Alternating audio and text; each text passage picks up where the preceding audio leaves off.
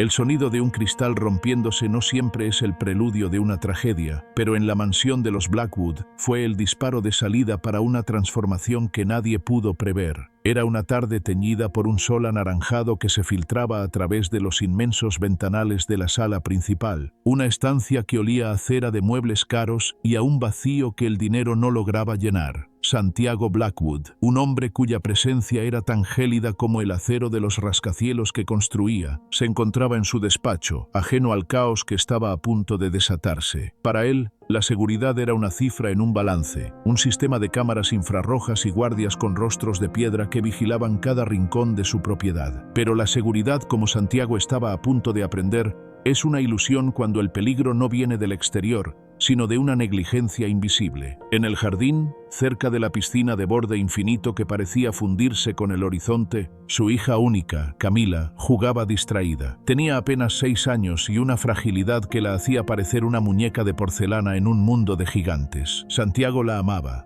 o al menos eso creía, pero su amor se manifestaba en objetos. La muñeca más costosa, el vestido de seda más fino, la habitación más grande. No sabía que lo que Camila necesitaba no se podía comprar. Esperanza, una mujer de manos ásperas y mirada serena que apenas llevaba 2 meses trabajando en el servicio de limpieza, fue la única que notó el cambio en la atmósfera. Mientras pulía los metales del porche, vio como una estructura metálica de decoración, una escultura pesada que Santiago había importado de Italia, comenzaba a ceder debido a un anclaje defectuoso por la corrosión del aire marino. La escultura, de más de 300 kilos, se inclinaba directamente hacia el lugar donde Camila recogía flores de espaldas al peligro. Dale like, suscríbete y comparte. Comencemos. El tiempo se detuvo. El brillo del metal bajo el sol parecía un relámpago antes de la tormenta. Esperanza no gritó. El grito se quedó atrapado en su garganta, pero sus pies reaccionaron antes que su mente. Corrió. No fue la carrera de una empleada cumpliendo su deber. Fue la carrera de una madre que veía a su propio hijo en peligro. Santiago, desde su ventanal, levantó la vista justo a tiempo para ver una mancha de uniforme gris lanzarse sobre la seda blanca de su hija. El estruendo del metal golpeando el suelo resonó como un trueno en la colina, levantando una nube de polvo y silencio. Cuando el polvo se asentó, Santiago salió al jardín con el corazón martilleando contra sus costillas. Vio a Camila, ilesa, llorando de terror pero sin un solo rasguño, protegida bajo el cuerpo de Esperanza. Pero Esperanza no se movía. El metal había impactado contra su espalda, atrapándola contra el suelo. En ese instante, Santiago vio algo que no estaba en sus libros de contabilidad: el precio real de la lealtad. Una mujer a la que él apenas saludaba, a la que consideraba una pieza reemplazable de su maquinaria doméstica, acababa de ofrecer su propia vida para salvar lo único que él realmente poseía. El silencio que siguió al estruendo fue el más pesado que Santiago había escuchado jamás, marcando el fin de su mundo de certezas y el inicio de una deuda que el oro nunca podría pagar. La invisibilidad era la norma, y Esperanza había sido la más invisible de todas. Ella no se quejaba, no pedía aumentos, no intentaba entablar conversación. Se limitaba a dejar los suelos brillantes y los cristales tan limpios que parecían inexistentes. Pero la invisibilidad de Esperanza no era una elección, era una estrategia de supervivencia. Con sus 23 años y un rostro que no necesitaba maquillaje para destacar, había aprendido que pasar desapercibida era la única forma de conservar su trabajo y enviar dinero a su abuela enferma en el campo. Sus ojos, grandes y de un castaño intenso, solían estar fijos en el suelo, pero captaban mucho más de lo que la gente imaginaba. Veía la tristeza persistente en los hombros de Camila, la rigidez implacable en la espalda de Blackwood y la soledad que empapaba hasta el aire de la mansión. No los juzgaba, solo observaba. Esa mañana, sin embargo, la rutina se rompió. Esperanza estaba puliendo una vitrina en el salón principal, cerca del ventanal que daba al acantilado. Camila, de 9 años, jugaba sola en el jardín, su pequeña figura un punto vulnerable en el vasto césped inmaculado. La niña se había subido a un muro de piedra bajo que bordeaba el límite de la propiedad, fingiendo que era la proa de un barco. Su niñera de turno estaba hablando por teléfono, distraída detrás de un seto de rododendros. De repente, un gran pájaro marino, quizás un halcón atraído por la cercanía al océano, se lanzó en picado. No iba por la niña, sino por un pequeño roedor que se había aventurado en el jardín. El roedor, asustado, corrió ciegamente y Camila, al verlo, perdió el equilibrio con un grito ahogado. En el instante en que sus pies resbalaron sobre la piedra lisa y la niña se inclinó hacia el borde escarpado, el corazón de Esperanza dio un vuelco. No hubo tiempo para pensar, para evaluar las consecuencias o para recordar la regla sagrada de Blackwood: no interactuar con la familia. Había una niña cayendo y solo unos metros entre ella y el vacío. El reflejo fue puro instinto. Esperanza soltó el paño de pulir y se lanzó. Cruzó el salón, abrió la puerta corrediza de cristal de un empujón que hizo vibrar el marco y corrió. Su velocidad la sorprendió incluso a ella misma.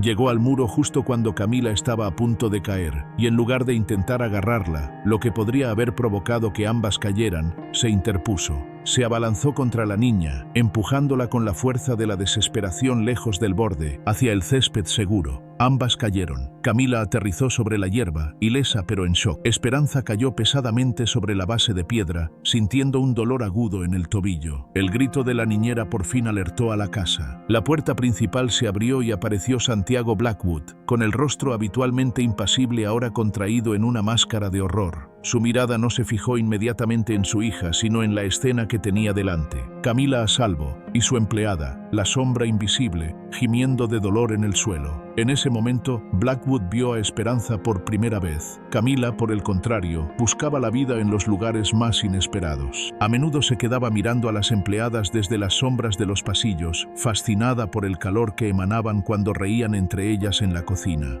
La niña sentía el frío de las paredes de mármol incluso en pleno verano. Santiago creía que la felicidad era una habitación llena de juguetes tecnológicos, pero Camila pasaba horas mirando por la ventana hacia el pueblo humilde que se veía a lo lejos, donde las luces parecían más cálidas y los sonidos de la vida llegaban como un susurro lejano. La mansión Blackwood era un escenario de soledad y abismos de clase. Santiago, el millonario, asfixiaba a su hija Camila en una burbuja de perfección. Ese día, la tensión era palpable.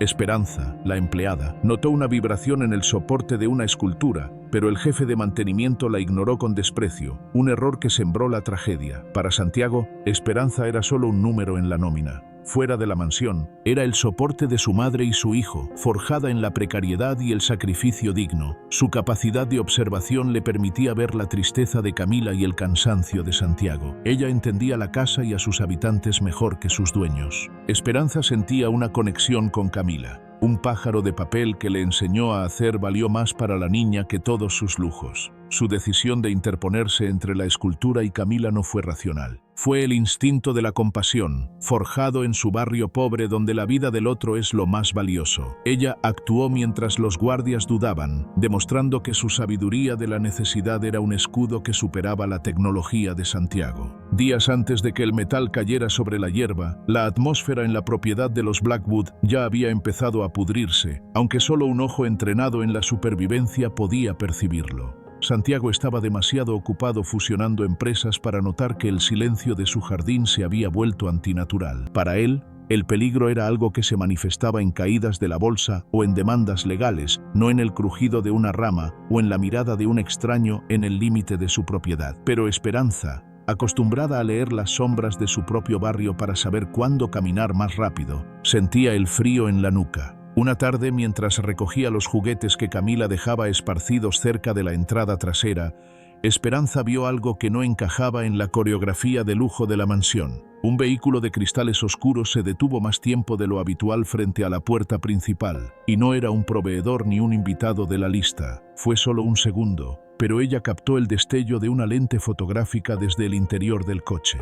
No era un paparazzi buscando una primicia, era algo más metódico, más oscuro. Esperanza sintió una punzada de alarma. Sabía que en el mundo de los hombres como Santiago, la fortuna siempre lleva una diana pintada en la espalda. Camila, ajena a todo, corría tras una mariposa, acercándose peligrosamente al perímetro donde los setos se hacían más densos. Santiago la observaba desde la distancia de su oficina, a través de un cristal reforzado que le devolvía su propio reflejo exitoso. Él veía seguridad, pero Esperanza veía vulnerabilidad. Ella notó que uno de los guardias de la garita estaba más distraído con su teléfono que con los monitores. Notó que el sistema de riego estaba goteando, debilitando el terreno donde las pesadas esculturas de hierro descansaban. Cada pequeño detalle sumaba a una premonición de desastre. El miedo, para una mujer como Esperanza, no era una emoción que la paralizara. Era una herramienta de diagnóstico. Esa noche, antes de marcharse, se detuvo un momento a observar a Camila a través de la puerta de su cuarto de juegos. La niña estaba sola,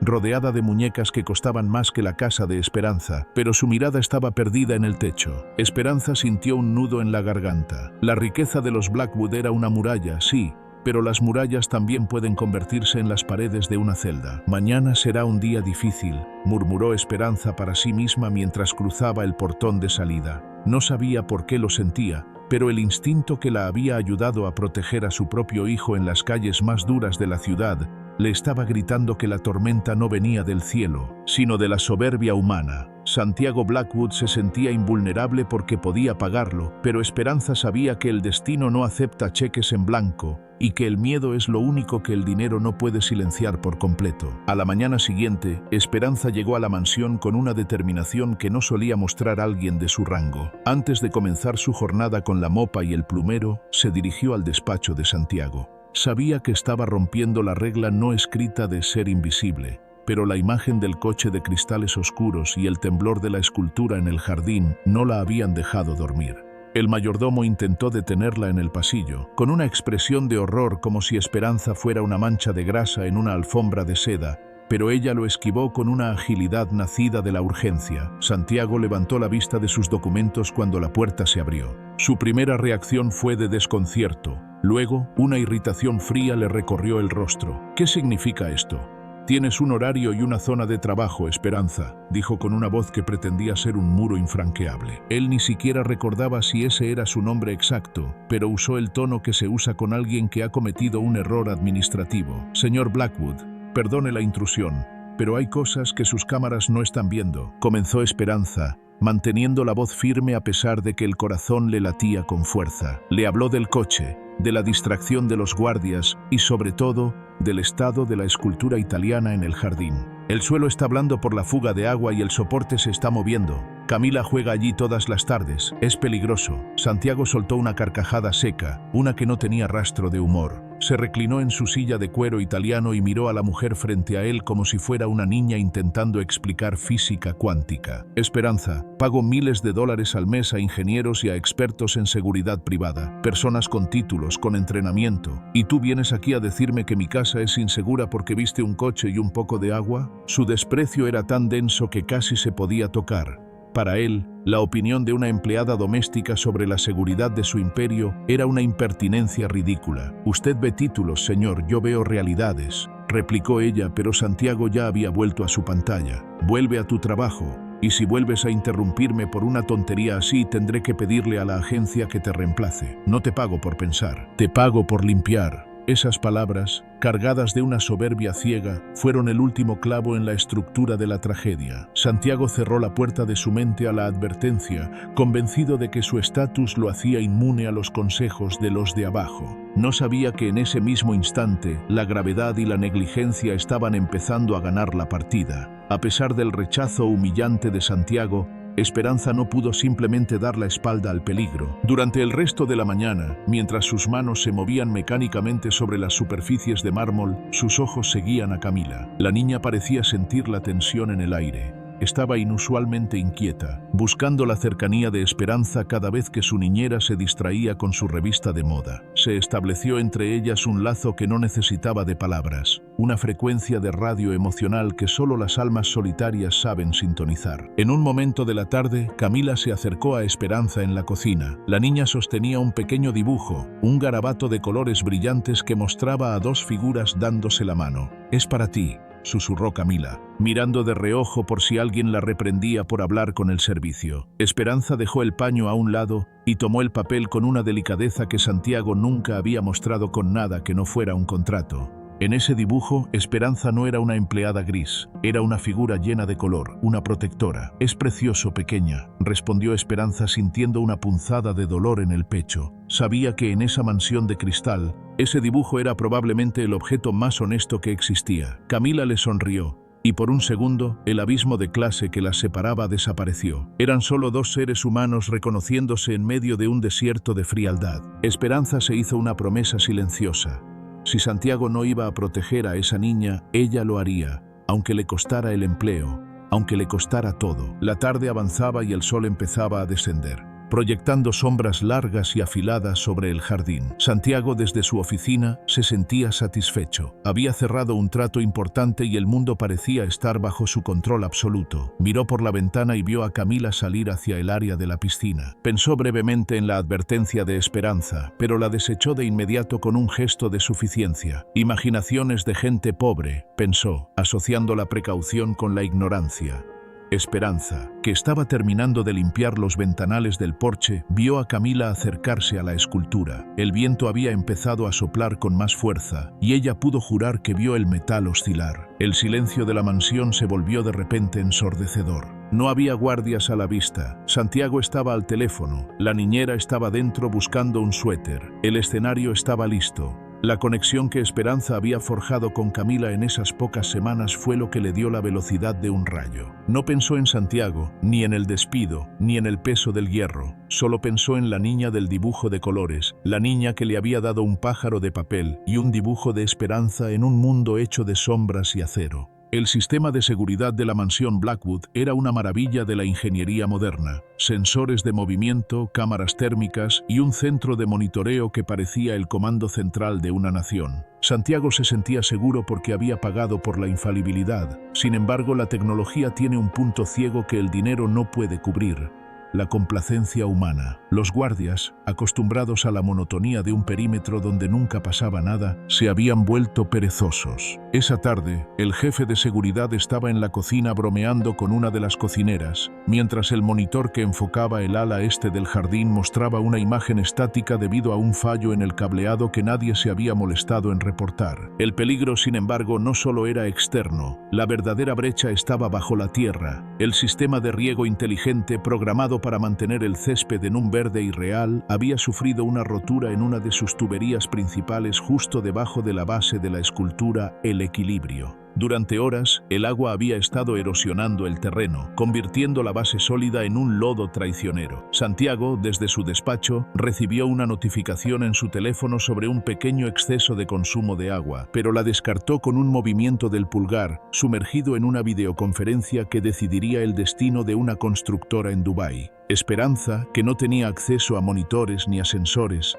sentía la vibración del peligro en las plantas de sus pies. Al salir al porche para sacudir un mantel, notó que los pájaros habían dejado de cantar en los árboles cercanos. El silencio era antinatural. Vio a Camila caminar hacia el área de la escultura, buscando un juguete que había caído cerca de la base metálica. Esperanza miró hacia la oficina de Santiago. Él estaba de espaldas, gesticulando con éxito frente a su pantalla. Miró hacia la garita de seguridad. El guardia estaba de espaldas. Fue en ese instante cuando el suelo cedió. No fue un estruendo inmediato, sino un suspiro de la tierra, un sonido húmedo y pesado. La escultura de hierro, diseñada para parecer ligera pero cargada con el peso de media tonelada, comenzó a inclinarse con una lentitud aterradora. Camila, de espaldas, no veía la sombra alargada que empezaba a cubrirla. Santiago no escuchaba nada a través de sus auriculares con cancelación de ruido. La brecha de seguridad era total.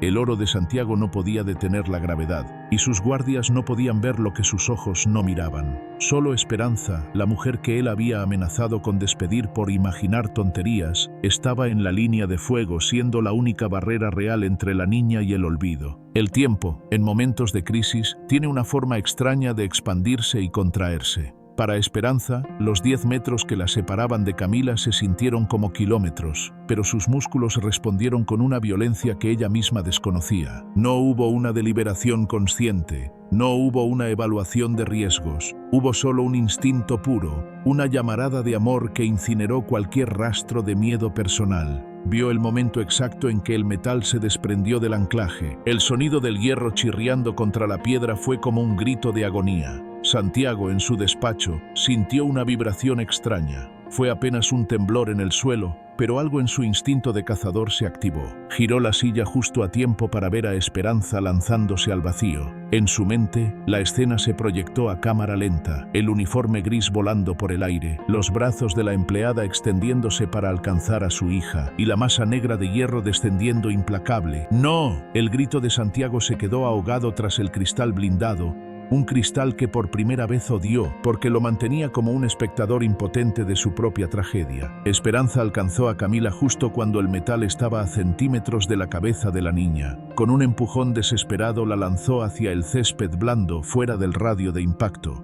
Pero el impulso la dejó a ella en el lugar equivocado. Esperanza sintió el frío del metal antes de sentir el dolor. Fue un golpe seco, sordo, que le robó el aire de los pulmones y la luz de los ojos. El impacto la hundió en la tierra húmeda. El peso de la escultura la inmovilizó de la cintura hacia abajo, mientras el sonido del metal golpeando el suelo resonaba en toda la colina como el cierre de una tumba. Un silencio sepulcral siguió al estruendo. Camila, aturdida en la hierba, empezó a llorar, un llanto pequeño que rápidamente se convirtió en un grito de pánico. Santiago corrió hacia la puerta tropezando con su propia silla, rompiendo por fin la burbuja de su oficina. Los guardias salieron de sus escondites, alarmados por el ruido, pero ya era tarde para ser héroes. La escultura estaba en el suelo, y bajo ella, la mujer que Santiago consideraba invisible estaba trazando, con su propio cuerpo, la línea definitiva entre la vida y la muerte.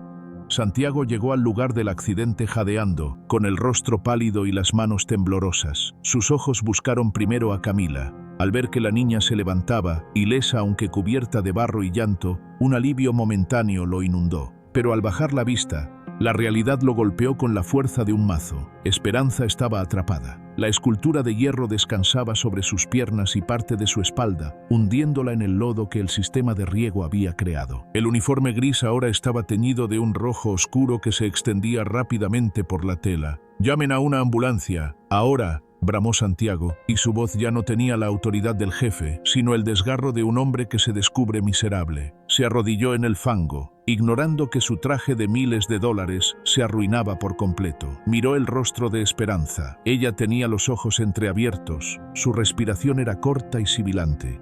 A pesar del dolor evidente, su mirada buscó a Camila. Cuando vio que la niña estaba a salvo, un destello de paz, casi una sonrisa, cruzó sus labios ensangrentados. Santiago tomó la mano de Esperanza. Era una mano trabajadora, llena de callos, una mano que él nunca se había molestado en estrechar. «Resiste, por favor, resiste», susurró él, y por primera vez en años sus ojos se llenaron de lágrimas. Se dio cuenta de que la mujer bajo el hierro tenía más valor que todo el metal y el mármol de su propiedad. Ella había hecho lo que él, con toda su riqueza y sus guardias, no pudo hacer: proteger lo más valioso. La ironía era insoportable. La mujer a la que él llamó ignorante había demostrado una sabiduría heroica, mientras él, el genio de los negocios, había sido el arquitecto de su propio desastre por pura soberbia. Las sirenas empezaron a escucharse en la distancia, rompiendo la calma de la colina. Los guardias intentaban levantar la escultura, pero el peso era excesivo sin maquinaria. Santiago no soltó la mano de Esperanza. En ese momento, en medio del barro y la sangre, el millonario entendió que el mundo se había invertido. Él no era el salvador, él era el rescatado. Esperanza había salvado a su hija, pero también, sin saberlo, estaba empezando a salvar el alma marchita de Santiago, rompiendo con su sacrificio el hechizo de oro y soledad que lo había mantenido cautivo durante tanto tiempo. El hospital no olía a la pulcritud de la mansión, olía a desinfectante punzante, a metal frío y a esa ansiedad eléctrica que solo se respira en las salas de espera de emergencias. Santiago Blackwood estaba sentado en una silla de plástico rígido, una superficie que le resultaba insultante después de años de sillones de cuero ergonómico. Sus manos, que normalmente sostenían plumas de oro y documentos de alto valor, estaban entrelazadas y manchadas de una mezcla de barro seco y la sangre de Esperanza que se había negado a salir del todo bajo el agua del grifo. A su lado, Camila dormía un sueño inquieto en un sofá cercano, envuelta en una manta del hospital que parecía demasiado áspera para su piel de porcelana.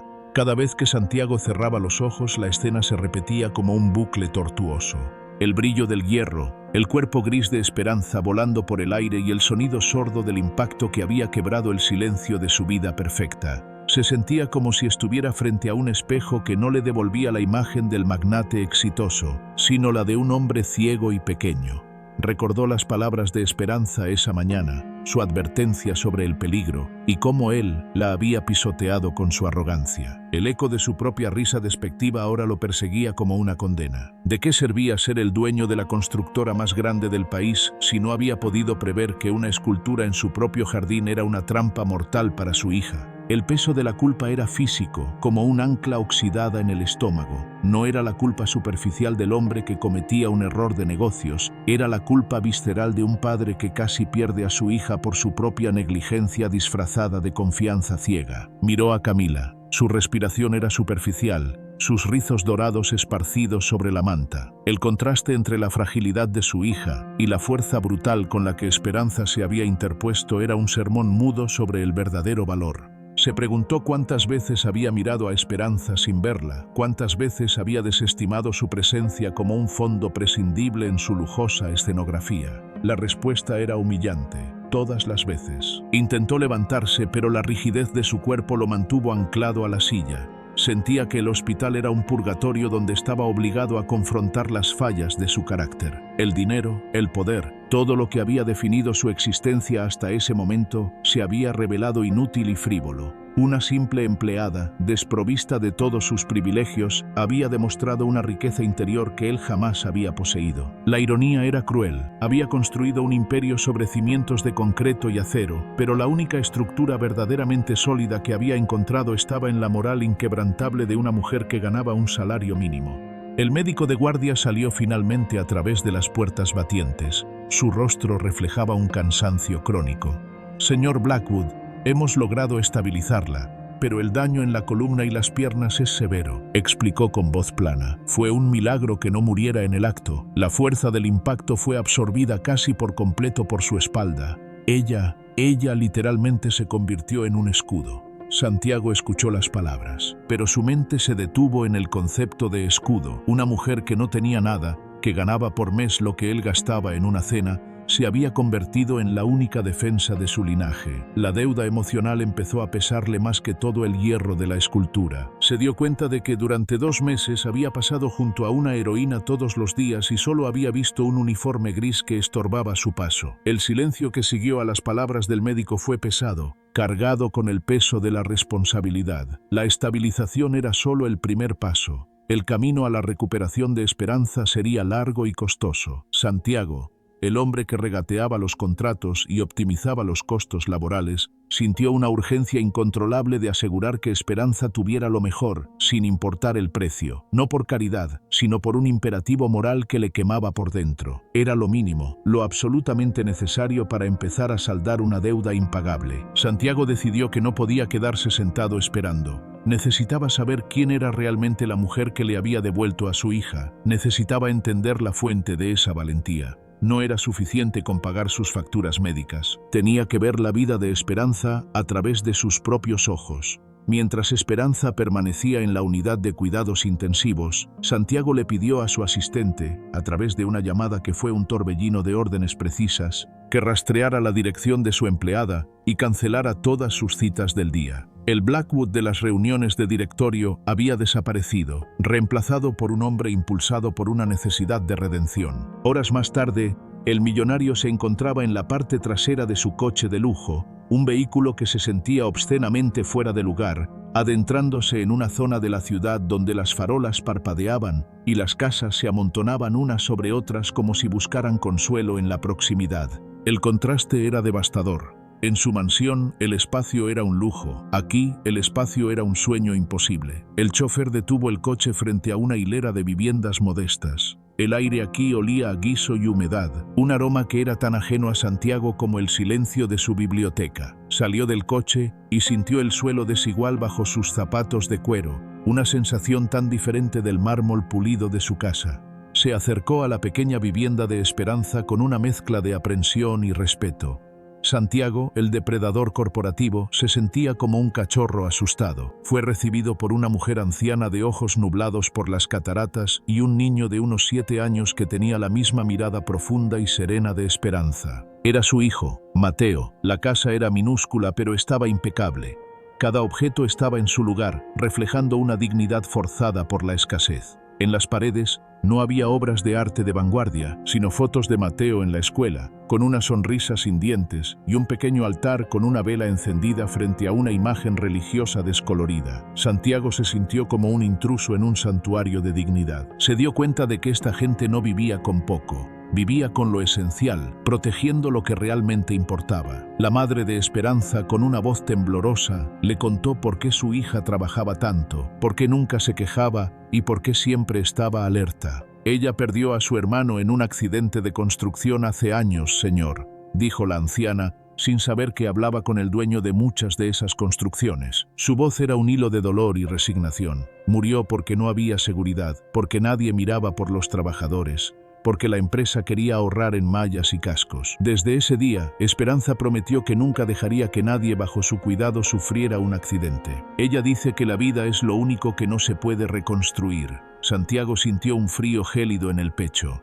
Las palabras de la anciana resonaron como una acusación directa a su modo de vida, a sus estrategias de ahorro de costes. Esperanza no solo había salvado a Camila por instinto, lo había hecho por una convicción forjada en la tragedia y la injusticia. Ella conocía el valor de la prevención porque había pagado el precio de la negligencia en carne propia. Mientras Santiago ahorraba costos en sus empresas, Esperanza ahorraba vidas con su vigilancia silenciosa. Al salir de la casa, Santiago miró el horizonte de la ciudad, donde sus propios edificios brillaban con luces de neón, y por primera vez no sintió orgullo, sino una profunda vergüenza. El brillo de sus torres de cristal ahora parecía un monumento a su propia ceguera. Cuando regresaron a la mansión días después, el lugar se sentía diferente para Camila. La niña ya no corría por los pasillos con la misma inocencia despreocupada. Se detenía frente a los lugares donde Esperanza solía trabajar. Se quedaba mirando el suelo de mármol que ahora brillaba, pero ya no por el trabajo de la mujer del uniforme gris, sino por una empresa de limpieza externa que Santiago había contratado para cubrir la ausencia.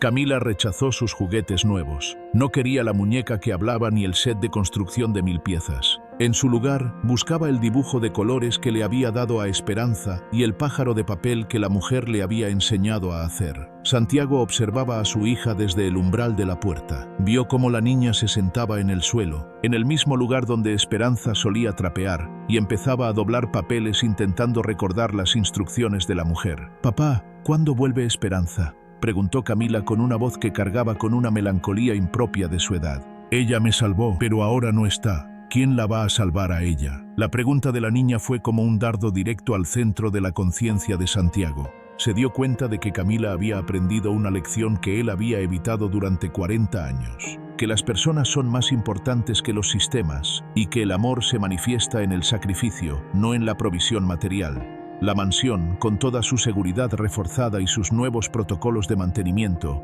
se sentía más vacía que nunca. Santiago se sorprendió a sí mismo entrando en la habitación de servicio, un espacio pequeño que él nunca había visitado. Allí encontró un par de zapatos desgastados de Esperanza y un delantal limpio doblado sobre la cama. Al tocar la tela, Santiago comprendió que su mundo se había roto de forma definitiva. Ya no podía volver a ser el hombre que ignoraba las sombras. Camila le había mostrado que el corazón de la casa no estaba en las columnas de mármol, sino en la humanidad de aquellos que la habitaban. La decisión de Esperanza de interponerse ante el peligro no solo había salvado el cuerpo de Camila, había empezado a demoler la fortaleza de egoísmo que Santiago había construido alrededor de su vida, obligándolo a enfrentar la posibilidad de que tal vez la empleada pobre era la única persona verdaderamente rica en esa propiedad de millones de dólares. Dale like, suscríbete y comparte. El sol de la tarde se filtraba por las persianas de la lujosa habitación privada del hospital, dibujando líneas de luz sobre el rostro pálido de Esperanza. Santiago Blackwood permanecía de pie en el rincón más sombrío del cuarto, sintiéndose como un intruso en un espacio que su propio dinero estaba pagando. Había ordenado los mejores cuidados, los cirujanos más costosos y un despliegue de tecnología médica que pocos ciudadanos de este país podrían soñar, pero mientras observaba el cuerpo inmóvil de la mujer bajo las sábanas blancas, comprendió que había algo que su chequera no podía reparar. Esperanza estaba despierta ahora, pero sus piernas, aquellas que habían corrido con la velocidad del rayo para salvar a Camila, permanecían inertes. El diagnóstico era una losa de plomo. La posibilidad de que volviera a caminar era mínima. Santiago se acercó a la cama, carraspeando para romper el silencio denso que solo era interrumpido por el pitido rítmico de los monitores. En su mano derecha sostenía un sobre de cuero fino. Dentro había un documento que él consideraba su obra maestra de redención, un fideicomiso que garantizaba la educación de Mateo hasta la universidad, una pensión vitalicia para la madre de Esperanza y una suma de dinero que la sacaría de su barrio pobre para siempre. En la mente de un hombre que lo había comprado todo, esta era la forma definitiva de decir gracias y, al mismo tiempo, de liberarse de la culpa que lo asfixiaba. «Esperanza», comenzó Santiago, y su voz, usualmente firme, sonó extrañamente pequeña. «He preparado esto para ti. No es solo un agradecimiento. Es mi compromiso de que ni tú ni tu hijo volverán a pasar una sola necesidad. Es lo menos que puedo hacer después de lo que hiciste por Camila». Extendió el sobre con la confianza de quien está acostumbrado a cerrar tratos millonarios. Pero lo que sucedió a continuación fue lo que Santiago llamaría más tarde el momento en que su esquema mental se rompió por completo. Esperanza no tomó el sobre, ni siquiera lo miró. Sus ojos, profundos y cargados de una fatiga que iba más allá de lo físico, se clavaron en los de él con una intensidad que lo hizo retroceder mentalmente. «Señor Blackwood», dijo ella, con una voz que era apenas un susurro pero que tenía la fuerza de una sentencia. «Usted sigue pensando que todo en este mundo tiene un precio. Usted cree que puede comprar mi sacrificio para poder dormir tranquilo por las noches, pero mi vida y la vida de su hija no son moneda de cambio. No aceptaré su dinero porque eso significaría que lo que hice fue un negocio. Y yo no me lancé bajo ese hierro por su dinero. Lo hice por Camila». Santiago sintió un calor súbito subir por su cuello.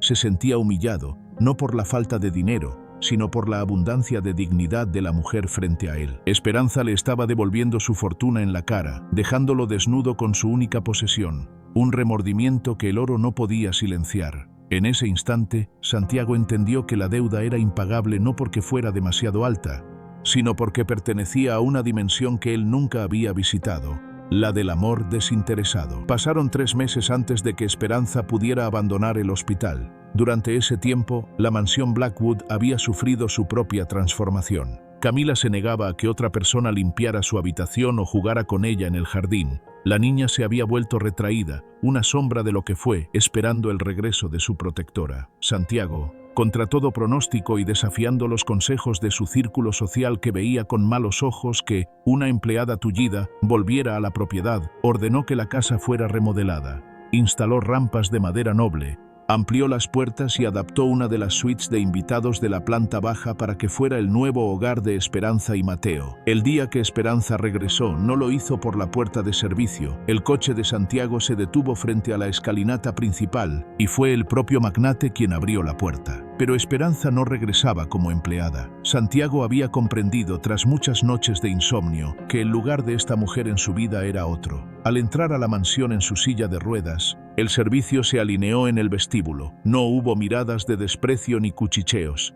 Había un respeto solemne, una atmósfera de reverencia que Santiago mismo había fomentado. Esperanza miró a su alrededor. Las paredes de mármol que antes le parecían frías y distantes ahora tenían fotos nuevas. Imágenes de ella con Camila en el hospital, dibujos de Mateo pegados en el refrigerador de diseño. La mansión estaba dejando de ser un museo para convertirse en un hogar. Sin embargo, el regreso no fue sencillo. El ajuste de poder era evidente. Santiago se encontraba a menudo pidiendo consejo a Esperanza sobre las decisiones más triviales de la casa, y para su sorpresa, también sobre asuntos de sus empresas. Ella, con su visión pragmática y su conocimiento directo del esfuerzo humano, le mostraba los puntos ciegos de su avaricia. «Sus trabajadores no son números, señor Blackwood. Son personas con familias que los esperan, como Mateo me esperaba a mí», le decía ella mientras observaban a los niños jugar en el jardín reconstruido. Santiago empezó a ver su imperio de construcción no como una serie de contratos, sino como una responsabilidad sobre miles de vidas. Pero mientras la paz parecía asentarse, una sombra del pasado de Santiago comenzó a proyectarse sobre la mansión.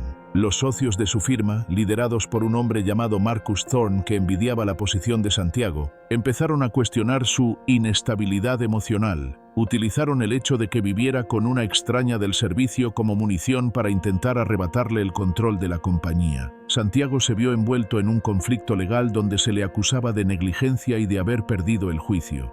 Fue entonces cuando Esperanza, desde su silla de ruedas, demostró que su fuerza no residía en sus piernas, sino en su espíritu. Ella se preparó para testificar, no como una empleada agradecida, sino como el testigo de la negligencia que Santiago había permitido y que ahora, gracias a ella, estaba intentando corregir. La batalla por la mansión y por el alma de Santiago apenas comenzaba. El peligro que Santiago había ignorado meses atrás no se había disuelto, simplemente había cambiado de forma. Marcus Thorne no solo quería las acciones de la empresa, quería destruir a Santiago como símbolo de éxito.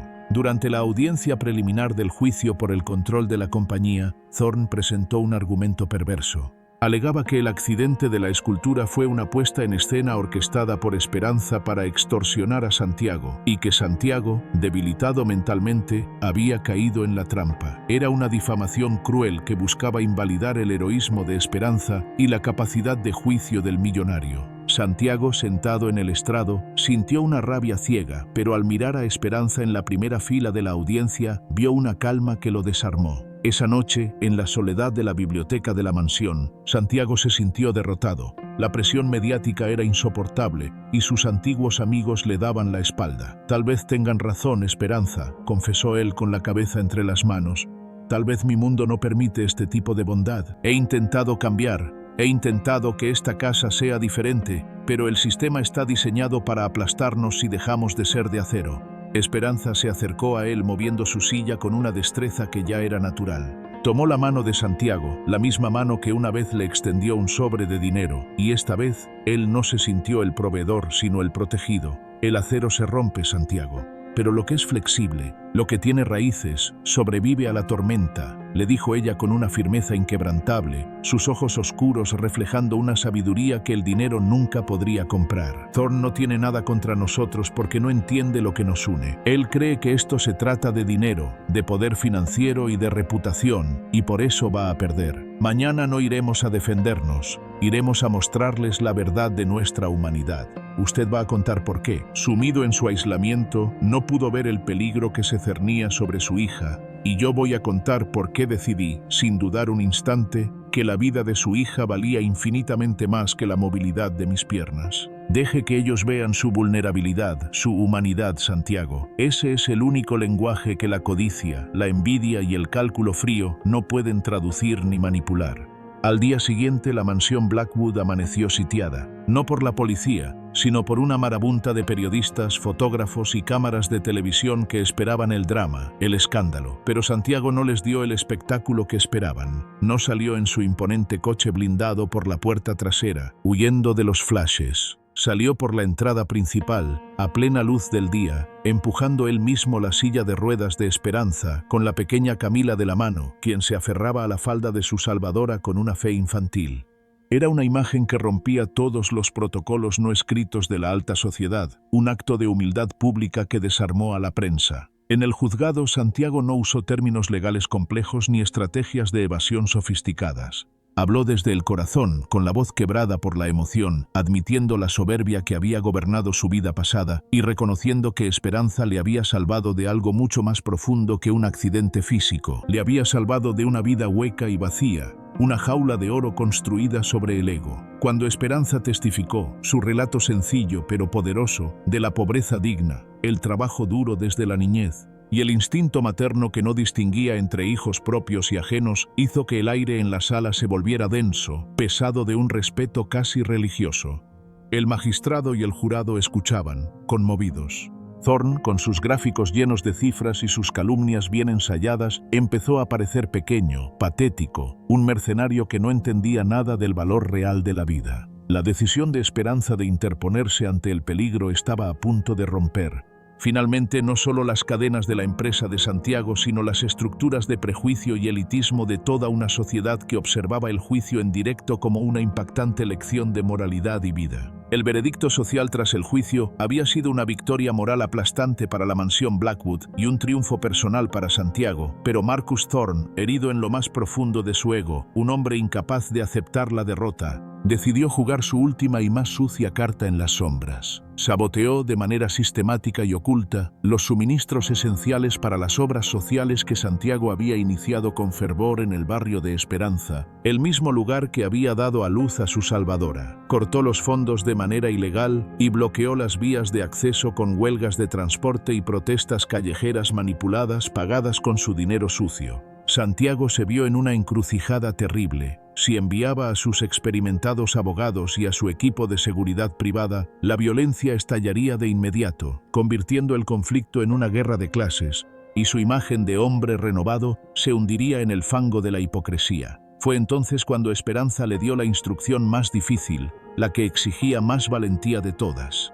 Si quieres salvar esos proyectos, Santiago, no puedes ir allí con tu traje de $1000, tu reloj de platino y tus guardaespaldas. Eso solo alimentará la ira de Thorn. Tienes que ir como uno de nosotros, como un igual. Tienes que ir a pedir ayuda, a suplicarla, a quienes realmente conocen el barrio y tienen el poder silencioso de la comunidad. Santiago aceptó el desafío con la garganta seca, aunque un miedo atávico le atenazaba las entrañas.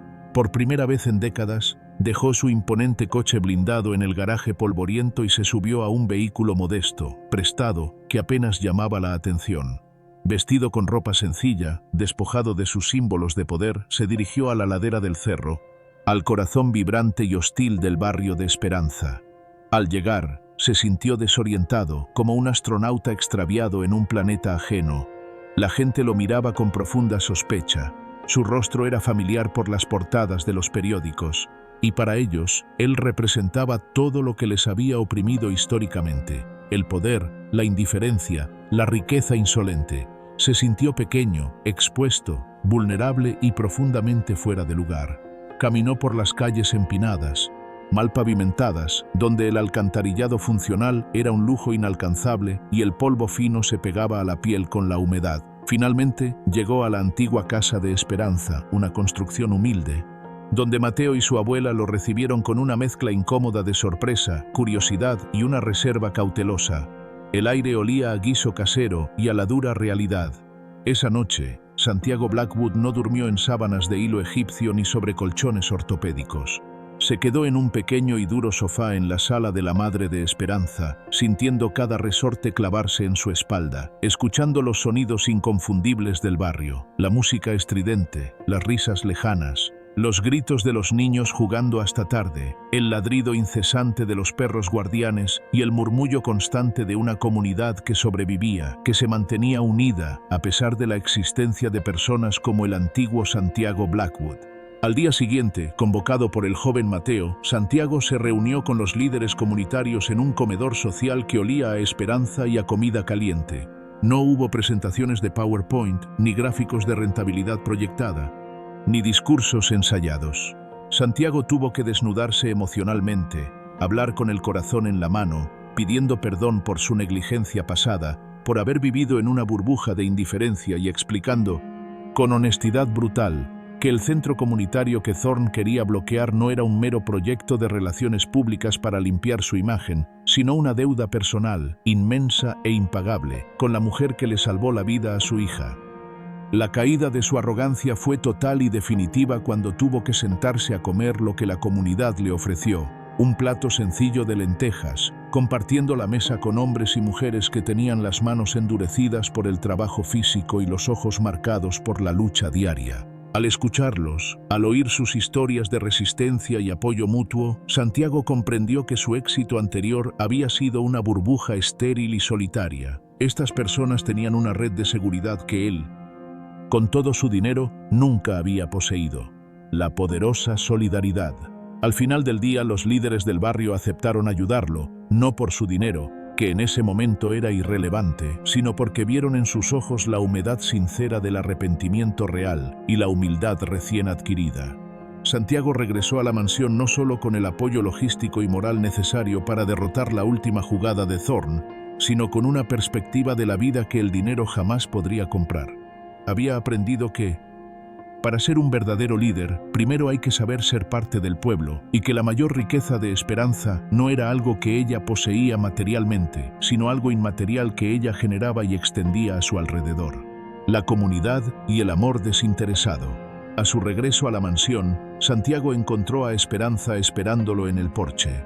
La luz de la luna bañaba la estructura de mármol, pero esta vez la casa no parecía un mausoleo frío, sino un hogar que finalmente respiraba paz. Santiago se acercó a ella y se arrodilló a su lado, no por protocolo, sino por una necesidad física de estar a su nivel. Le contó todo lo que había vivido en su barrio, las lecciones aprendidas y cómo, por fin, entendía el significado de la palabra comunidad. Fue un momento de honestidad bruta, donde el millonario se despojó de todas sus máscaras. Esperanza lo escuchó con una sonrisa que ya no tenía rastro de la amargura del hospital. Era la sonrisa de una maestra que ve a su alumno finalmente comprender la lección más importante. En ese instante Camila salió de la casa, corriendo con una alegría que llenaba el aire de una música nueva. Se lanzó a los brazos de Santiago y luego se sentó en el regazo de Esperanza. La imagen era poderosa, la heredera de una fortuna abrazando a la mujer que el mundo llamaba pobre, mientras el hombre de acero las observaba con los ojos empañados. «Papá», dijo Camila, «ahora somos una familia de verdad, ¿verdad? Esperanza ya no tiene que limpiar, ahora ella nos cuida con el corazón». Santiago asintió, sintiendo que un nudo de años se desataba en su pecho. El milagro del perdón no era solo de Esperanza hacia él por su arrogancia, sino de Santiago hacia sí mismo por haber perdido tanto tiempo en la frialdad del oro. Esa noche, realizaron una pequeña ceremonia privada en el jardín, justo en el lugar donde la escultura había caído. Santiago había ordenado que el metal fuera fundido y transformado en un monumento a la vida. Una fuente sencilla donde el agua corría eternamente, simbolizando la fluidez y la renovación. No hubo prensa ni invitados de la alta sociedad, solo estaban ellos tres, la madre de Esperanza y Mateo. Santiago tomó la palabra y por primera vez no habló de logros económicos. Habló del valor de lo invisible, de cómo la mujer que él intentó ignorar se convirtió en la piedra angular de su existencia. La visualización de un futuro diferente comenzó a cobrar forma en sus mentes. Santiago ya no veía la mansión como una propiedad para presumir, sino como un espacio de puertas abiertas. Esperanza, a pesar de sus limitaciones físicas, se convirtió en la voz de la conciencia de la empresa Blackwood, asegurándose de que cada proyecto tuviera un impacto social real y que ningún trabajador fuera tratado como un número. El sacrificio de Esperanza había roto el ciclo de la avaricia y la soledad. El perdón había actuado como un pegamento divino, uniendo dos mundos que la sociedad siempre intentó mantener separados. El peligro que una vez amenazó a Camila se había convertido en el catalizador de una redención que ahora brillaba con más fuerza que cualquier diamante en la caja fuerte de la mansión. La transformación de Santiago era palpable. Su mirada, antes dura y enfocada en el saldo bancario, ahora reflejaba una serenidad genuina. Descubrió una alegría sencilla en las pequeñas cosas, la risa de Mateo, los progresos de Camila en la escuela y, sobre todo, la compañía inquebrantable de Esperanza. Con Thorn fuera del camino y la empresa bajo una nueva filosofía, Santiago comenzó a redefinir el significado del éxito. Ya no buscaba construir el edificio más alto, sino el hogar más seguro y digno para quienes más lo necesitaban. La mansión Blackwood se convirtió en la sede de una fundación que capacitaba a mujeres de barrios humildes, dándoles las herramientas para liderar sus propias comunidades.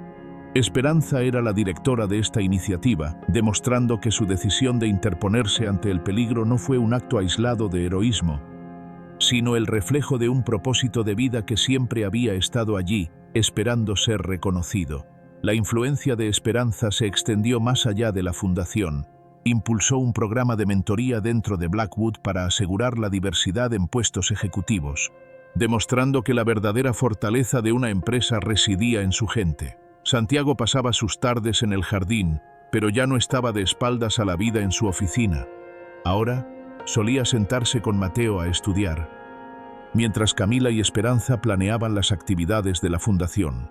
La dinámica de la casa había cambiado por completo. El servicio ya no se movía como sombras, sino como colaboradores respetados, con salarios dignos y una voz activa en el funcionamiento de la propiedad. Santiago había aprendido que la lealtad no se compra, se cultiva a través del respeto y la empatía. Cada rincón de la mansión, antes estéril y perfecto, ahora tenía la imperfección de la vida. Juguetes de Mateo esparcidos por la sala, dibujos de Camila pegados en las paredes de mármol y el aroma de la comida casera inundando los pasillos.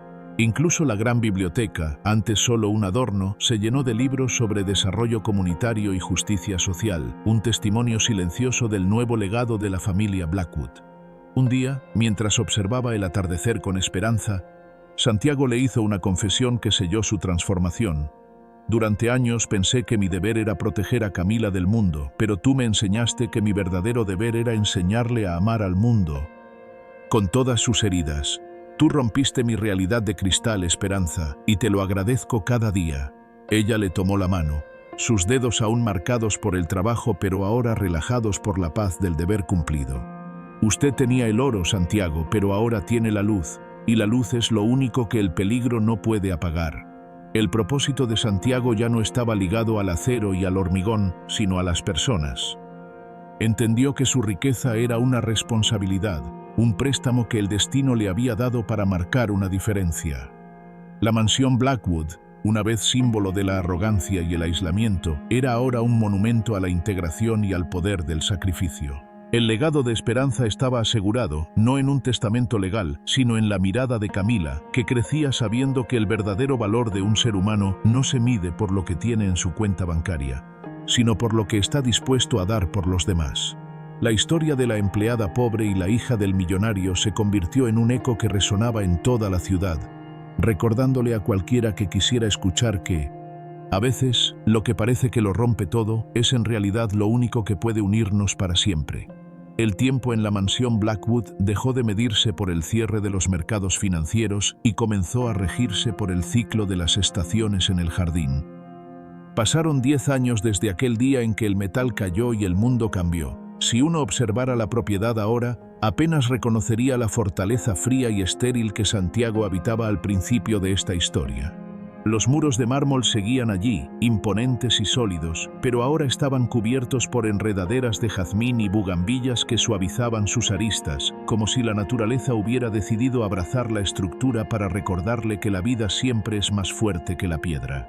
El silencio sepulcral que antes aterraba a la pequeña Camila había sido reemplazado por una sinfonía constante de actividad humana, risas y el murmullo del agua que brotaba de la fuente central, aquella forjada con el hierro fundido de la escultura que casi causó la tragedia.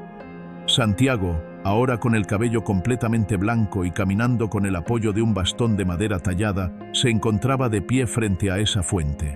No miraba el agua con la satisfacción del propietario, sino con la reverencia del sobreviviente. A su lado, en una silla de ruedas motorizada de última tecnología que él mismo había diseñado con sus ingenieros, estaba Esperanza. Sus piernas nunca volvieron a caminar, pero ella había llegado más lejos que cualquier persona con 2 pies sanos en esa ciudad. Juntos observaban a una joven de 16 años que daba un discurso en el jardín ante cientos de becarios de la Fundación Blackwood. Era Camila. Ya no era la niña frágil que buscaba refugio tras las faldas de las empleadas. Era una líder con la mirada de fuego de su padre y la compasión inquebrantable de su segunda madre, Esperanza. Santiago recordaba el día en que supo que Esperanza no volvería a caminar. Fue el precio que ella pagó por interponerse entre él y una bala que iba dirigida a su pecho, un ataque de los viejos enemigos de su imperio. Ese sacrificio, más que cualquier riqueza, había reescrito el código de su alma. Nunca la vio como una empleada. Ella se había convertido en la brújula moral de su vida. Por su parte, Esperanza sonreía levemente, con el rostro marcado por la paz de quien no lamenta sus decisiones. La fundación, ese legado que Camila estaba forjando, era la prueba tangible de que el dinero podía ser una herramienta de redención, no solo de poder. Ella sentía el orgullo de una madre al ver a Camila hablar con tanta seguridad, con una voz que prometía justicia para los más vulnerables. La joven líder era la fusión perfecta de la astucia de un Blackwood y la bondad incondicional de una mujer que lo había sacrificado todo por amor y lealtad. «El miedo nos dice que construyamos muros», decía Camila al micrófono, su voz resonando clara en el atardecer. «El miedo nos dice que la seguridad se compra y que el peligro siempre viene de afuera. Pero yo aprendí, gracias a la mujer que está sentada allí y al hombre que tuvo el valor de cambiar, que la verdadera seguridad no es la ausencia de peligro, sino la presencia de vínculos inquebrantables. Mi padre construyó rascacielos, pero Esperanza construyó los cimientos de mi vida con su propio cuerpo. Y hoy, Nuestra misión no es ser intocables, sino ser alcanzables, estar presentes y ser el escudo de quienes no tienen voz. Santiago se secó una lágrima discreta. Escuchar a su hija hablar con tal sabiduría era la confirmación final de que su redención estaba completa. Había logrado romper la maldición generacional de la frialdad y el aislamiento. La enseñanza de esta historia se manifestaba en cada detalle de la escena. Los camareros que servían en el evento no eran invisibles, llevaban placas con sus nombres y conversaban con los invitados. Los socios de la empresa, aquellos que alguna vez intentaron destruir a Santiago, habían sido reemplazados por una nueva generación de líderes que entendían que la ética y la rentabilidad no eran enemigas. Mateo, el hijo de Esperanza, ahora un arquitecto graduado con honores gracias al apoyo de Santiago, presentaba los planos para el nuevo centro comunitario en el barrio del Cerro. La fusión de los dos mundos era total. La pobreza material de Esperanza se había transformado en abundancia espiritual para los Blackwood, y la riqueza material de Santiago se había convertido en la herramienta para erradicar la pobreza física de miles de familias. Pero el momento más cinematográfico y simbólico ocurrió cuando la fiesta terminó. Santiago y Esperanza se quedaron solos en el jardín, bajo la luz de las estrellas. Santiago miró sus manos, las mismas que antes solo firmaban cheques, y luego tomó la mano de Esperanza.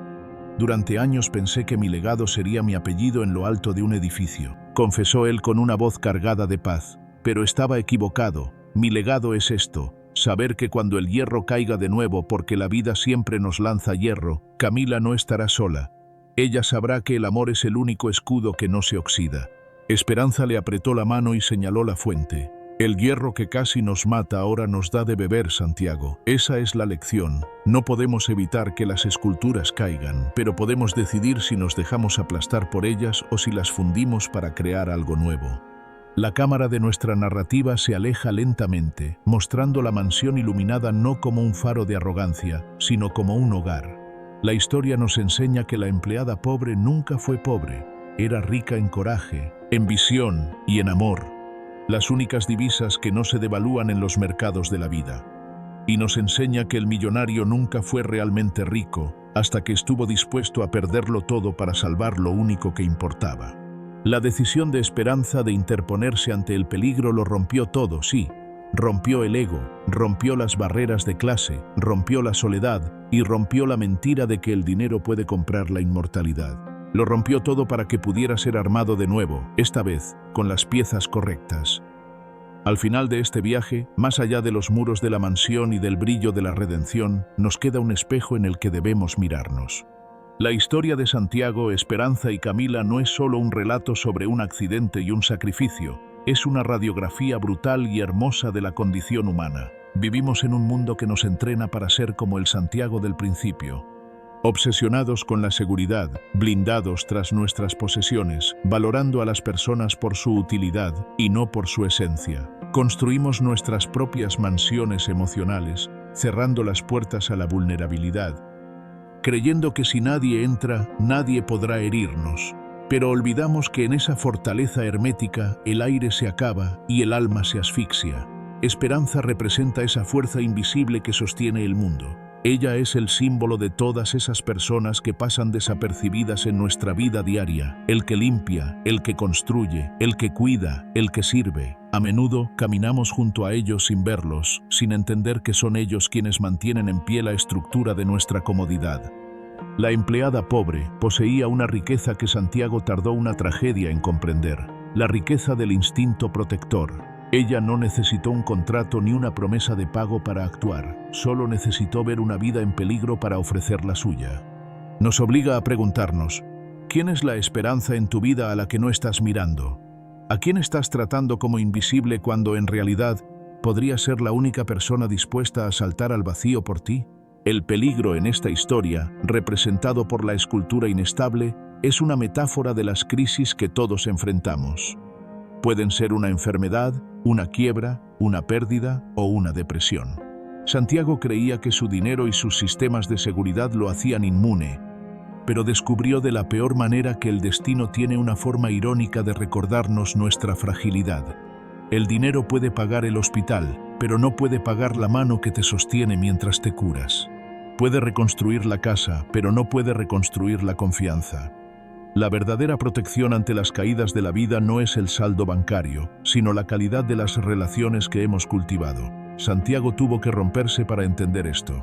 Tuvo que ver su mundo perfecto hecho añicos para poder ver las estrellas a través de las grietas. Esta narrativa nos invita a una transformación personal profunda. Nos desafía a bajar de nuestros pedestales de autosuficiencia y a caminar por el barrio de la humildad. Nos pide que dejemos de intentar comprar la lealtad y empecemos a ganárnosla con actos de servicio. La decisión de Esperanza lo cambió todo porque invirtió la polaridad del poder. Demostró que el verdadero poder no es el que domina, sino el que sirve, no es el que toma, sino el que da. Cierra los ojos por un último momento y visualiza tu propia vida. ¿Hay alguna escultura pesada y peligrosa colgando sobre ti o sobre los que amas, sostenida solo por la negligencia o la arrogancia? ¿Hay muros de cristal que te separan de las personas que realmente importan? La lección final de Santiago Blackwood es que nunca es tarde para cambiar. Nunca es tarde para fundir el hierro de nuestro orgullo y convertirlo en una fuente de vida. No esperes a que la tragedia golpee tu puerta para valorar a quienes tienes al lado. No esperes a que el silencio sea ensordecedor para empezar a escuchar.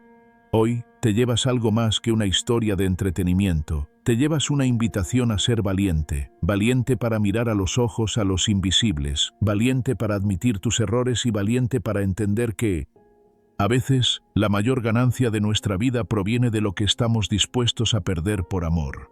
Porque al final del camino, cuando todas las luces se apaguen y las cuentas se cierren, lo único que quedará de nosotros no es lo que construimos con piedra, sino lo que protegimos con el corazón. Esa es la única eternidad a la que podemos aspirar. Gracias por habernos acompañado en este recorrido de luces y sombras. Si esta historia ha movido algo dentro de ti, si ha tocado una fibra que estaba dormida, te invitamos a que no dejes que el sentimiento se desvanezca. Hazlo acción. Mira a tu alrededor, encuentra a tu Esperanza, abraza a tu Camila y sé el Santiago que se atreve a cambiar. La vida es un eco, lo que envías, regresa.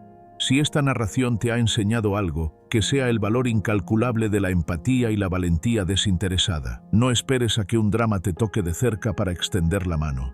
Hoy es el día para ser el cambio que deseas ver. Recuerda que cada pequeña decisión, cada acto de bondad, teje el tapiz de un futuro mejor, no solo para ti, sino para toda tu comunidad. Suscríbete para seguir descubriendo historias que no solo se escuchan, sino que se sienten y se viven. Hasta la próxima, y recuerda, la verdadera riqueza siempre ha estado, y siempre estará, en la mano extendida de quien te ayuda a levantarte.